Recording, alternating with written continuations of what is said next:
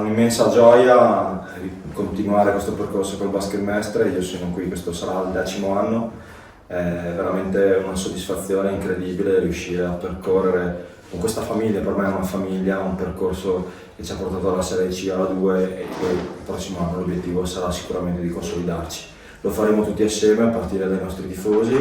con Mattia al nostro fianco per altri 2 anni, tutto lo staff e tutti i giocatori che arriveranno a Mestre per continuare questa crescita. Sì, sono orgoglioso, sono assolutamente orgoglioso e felice, perché in questo momento un rinnovo biennale vuol dire una dimostrazione di solidità da parte del club e dell'idea di fare insieme una strada ancora lunga per toglierci nuove soddisfazioni, per cercare di consolidare quanto di buono ho fatto l'anno scorso in quello che sarà un secondo anno di Serie A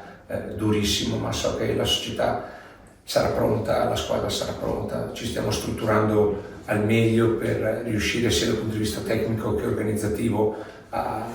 fronteggiare tutte quelle che saranno le difficoltà che si pareranno lungo il percorso, per cui sono personalmente assolutamente emozionato e molto contento di poter proseguire